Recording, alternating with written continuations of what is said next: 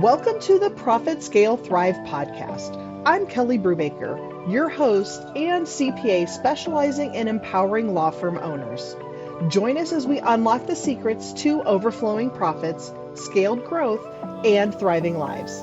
This is where overwhelm transforms into confidence, allowing you to truly enjoy both your law firm and your life. Welcome back. So this is the last podcast episode for 2023. And while 2023 has been an amazingly crazy year for me, I wanted to be able to pause and take a moment to step and take a look back at what has happened on the podcast in 2023. So right now I host the podcast on Buzzsprout. And with that, Buzzsprout gives me a year in review. So let's revisit the 5 most popular podcast episodes of 2023. So we'll start from the bottom and go to the top. See if you can guess which are the most popular. One surprised me, a couple I expected. So let's start with number 5. Number 5 was episode number 30, where I talked about doing a CEO retreat. So let's take a look at some of the highlights from that episode. So what do I consider a CEO retreat? For me, it's spending 2 to 3 days all by myself, dreaming and planning. No meetings, no friends, just me and my ideas. So during the day, I write down my dreams and my plans. I also take breaks to relax and maybe go for a walk or enjoy a spa day. And by the end, I have lots of notes about my goals. These trips are to help me stay excited about my work. I've been doing these retreats for a while now, and they always help me feel refreshed and full of new ideas. Ever felt like you're just doing the same thing every day? That's how I feel without my retreats. If I don't take these trips, I start to feel stuck. My ideas don't feel fresh, and I'm not as excited about my business. Plus, when I skip them, I'm not as fun to be around.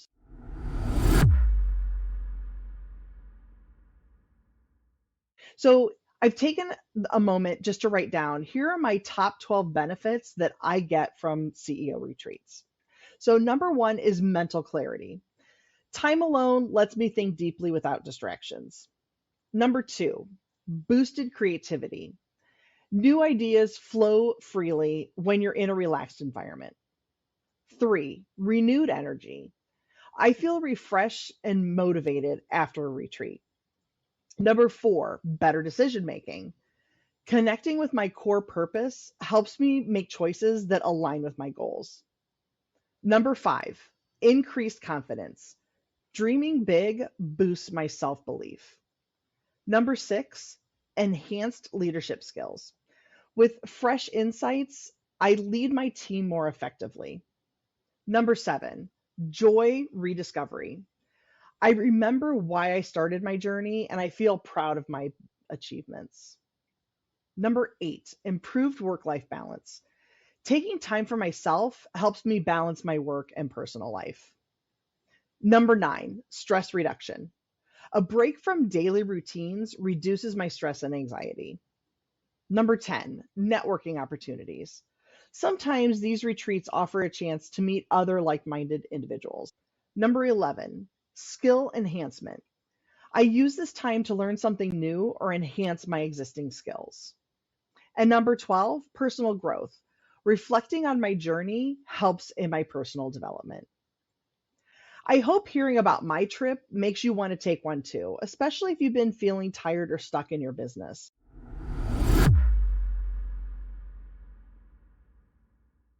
It's so refreshing to me to give myself the green light to put my phone on Do Not Disturb and not look at my inbox for a few days while I focus on the next steps I need to elevate my business. Do you have a different approach? I'd love to hear about it. Please share it with me in the comments below.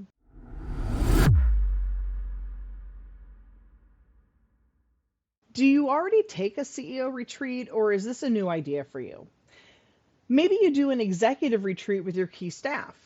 I work in my office alone almost every day, but the change of scenery is something that I really need in order to get focused on my business. somewhere where I can dream big and get all my dreams down on paper and then work to build my game plan from today to actually reaching my goals.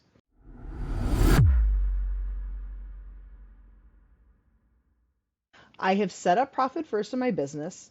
I'm allocating $250 per week to my profit, owner's pay, and tax accounts. I don't think this is working right because I don't know what to do with the percentages. But I would ask, how did you come up with the $250 per week for the first three accounts? Because what I like about Profit First is the percentage aspect of it.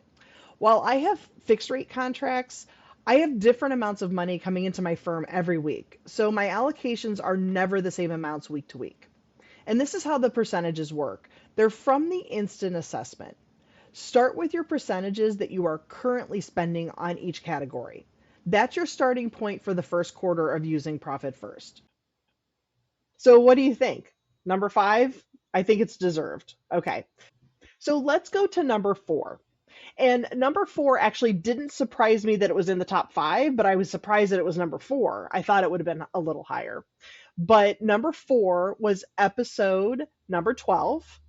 And that's where I talked about chapter 8 in the book Profit First, which is titled Find Money Within Your Business. And so let's take a look back at some of the highlights from episode number 12.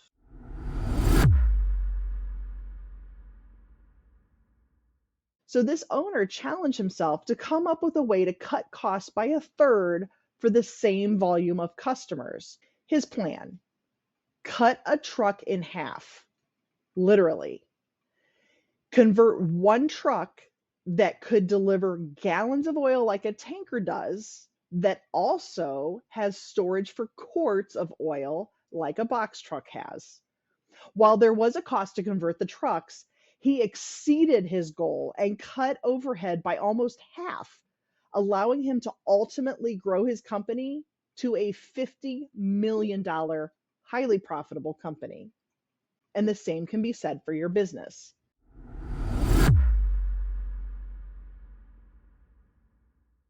Firing the bad clients will temporarily lower your revenue for sure, but you are now freeing up the unnecessary costs associated with those clients. This will lead to a jump in profitability and, more importantly, a reduction in stress. And these are benefits you will quickly see. Now you will have time to pursue and clone your best clients. So take a chance and weed out one rotten little pumpkin. The emotional distraction that client has caused you and your staff will immediately disappear. Stop spending your profits from your best clients to carry the dead weight of crappy clients. So let's talk about who your best clients are. Who is the client you always pick up the phone for?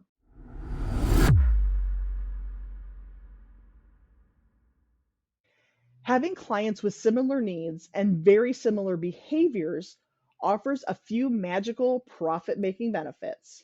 The first, you will become super efficient because now you serve very few but consistent needs rather than an excessive array of varying needs. Second, you will love working with your clones, which means you will naturally and automatically provide better service because we cater to those we care about. And third, marketing will become automatic. Clones of your best clients are the very definition of efficiency, which is why they are like gold. Find them, nurture them, find out where even more best client clones are hanging out and cultivate them too.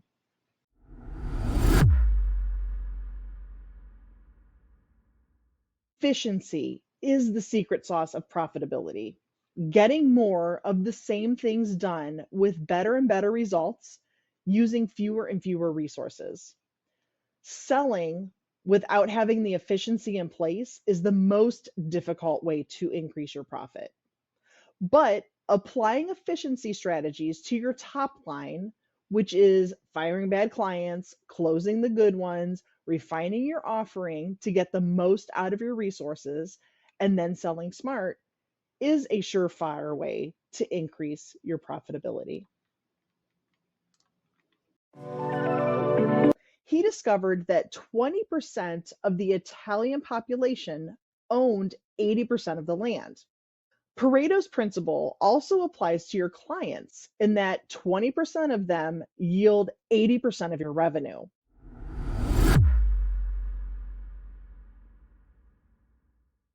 In 2006, UPS discovered that only making right turns in their delivery routes saved them time from sitting in left turn lanes and less idle time waiting to cross traffic, which resulted in a savings of $6 million a year from needing less fuel. This move saves 5 to 10 seconds per stop times 50 stops per day over their massive number of drivers per day, which is another huge savings. My last UPS savings, washing delivery trucks every 2 days instead of every day. The savings here was in time, energy, and water. So I challenge you again, what can you do to get 2 times the results with half the effort? So let's chip away at expenses. What do you think? Good highlights? Okay, let's keep going. Can you guess what the third most popular episode this year has been? It is episode number 2. This actually surprised me because I was excited to do this podcast, but I wasn't sure how well received it would be. But episode number 2 was the best business bank for profit first in 2023. And let's take a moment to look back at the highlights from that episode.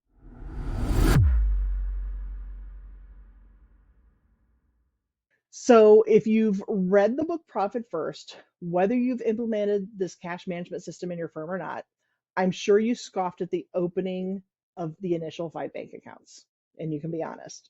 I would like to talk about the best business bank for Profit First in 2023.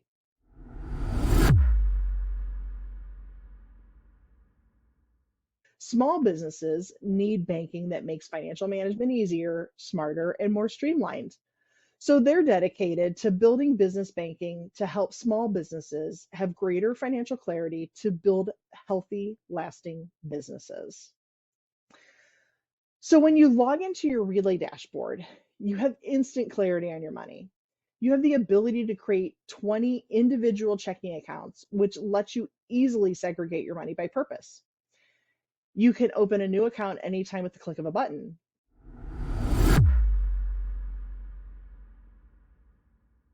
And truth be told, I worked in banking years ago, and I was always sad about how behind in technology banking has been compared to other industries. But I'm really excited to be a customer of Relay and Thread Bank, and I hope that you give it a try.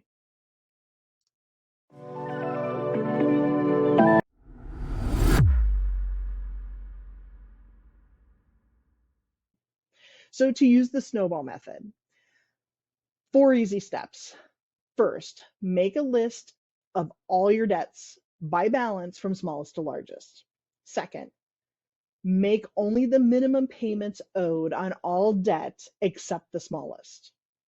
Third, on your smallest debt, pay as much as possible each month. And the fourth, repeat this process until all debts are paid.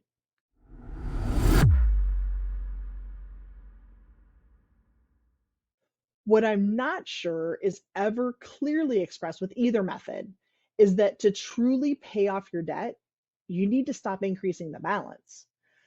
And I'm not suggesting that you start paying cash for everything, but switch to using debit cards instead of credit cards.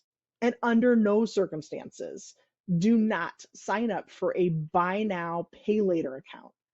And I get it. I know how much restraint it's going to take, but really it's the only way. So pretty interesting, right? So number 2 on our list, and this one actually really surprised me. I did not think this would be, I thought there'd be no traction. I didn't think this one would go anywhere, and I'm not really sure exactly why it made the top 5, but it did. And it's episode number 1, which was titled Hello World. So let's take a listen to some of the highlights from this episode.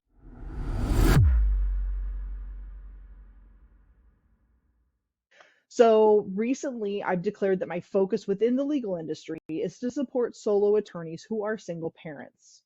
And To be honest, my hesitation with declaring this is because it made me feel very vulnerable. Because I feel like for you to understand why this resonates so much with me is that I need to explain my background, which sometimes is hard for me to share. But here we go. So I've already mentioned that I'm a CPA and a business coach, and I've been working with attorneys for over a decade. And let's just say it's probably been like 2 decades. I don't want to share how many years because it makes me sound really old. But I started my first CPA firm in 2005.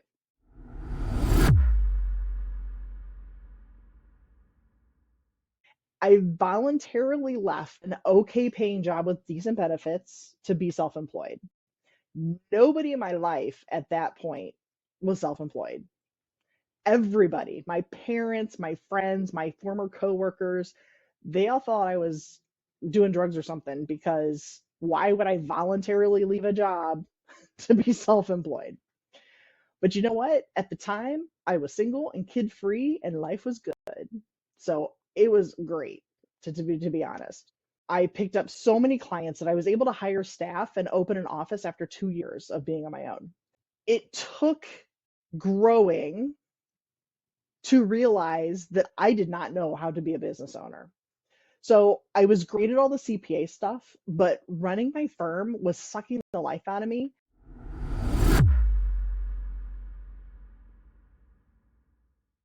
I've been considering hosting a podcast since I was interviewed on someone else's podcast in 2020. Being the first episode, I want to talk about what to expect for this podcast. I opted instead to do YouTube lives instead of a podcast, but trying to do YouTube lives has been really painful for me. It's the live part that keeps tripping me up. But I have so much valuable content to share that I'm taking this opportunity to pivot how I connect with my audience, and I hope you enjoy it. I intend to publish a new episode every week, which will be in both video format hosted on YouTube and audio format hosted on the podcast platform of your choice.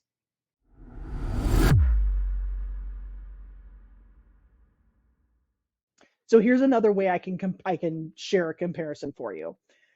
My parents did this when I was growing up, and I think it's still common today. They had a Christmas account at our credit union.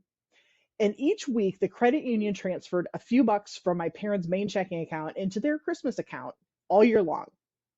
And by Thanksgiving, there was enough money put away to pay for Christmas.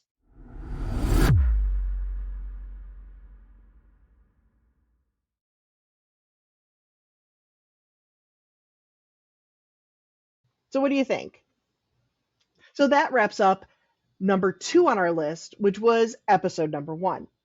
And now for the top most listened episode of this podcast for 2023, our number 1 most popular episode was episode number 11, which is where we talked about Profit First, Chapter 7, Destroy Your Debt.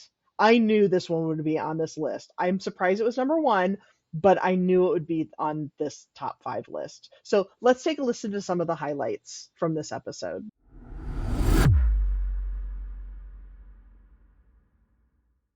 This week, we're talking about Chapter 7, Destroy Your Debt. If you've read the book, please follow along, as I will share tips not in the book along the way. If you have not read the book, but you're curious about it, please stick around as we go through chapter by chapter. We've done a lot of work so far to understand why Profit First works, how to use it, and how to customize it perfectly for our own business.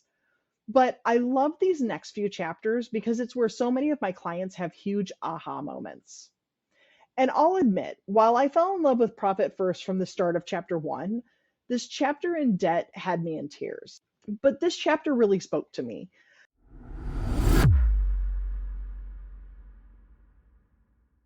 They were selling their businesses or just retiring altogether. But we were peas and carrots. She loved taxes and I loved bookkeeping. We had another staff person who helped in a mixed capacity to support both of us and keep the office running smoothly. I grew the business exponentially, primarily through word of mouth referrals.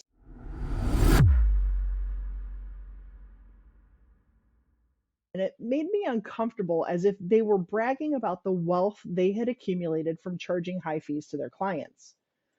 My goal with my firm was to work when I wanted and to be financially stable. I wasn't looking to be mega rich for my firm and buy a mansion or a Lamborghini.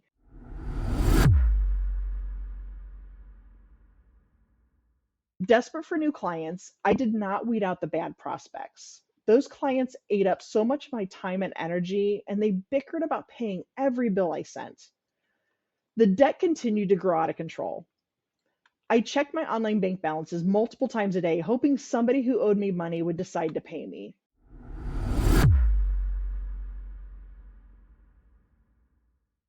So, the first paragraph of this chapter, I'm going to quote Mike. Well dressed poverty is still poverty. Just because your business is making lots of money doesn't mean you're hanging on to it.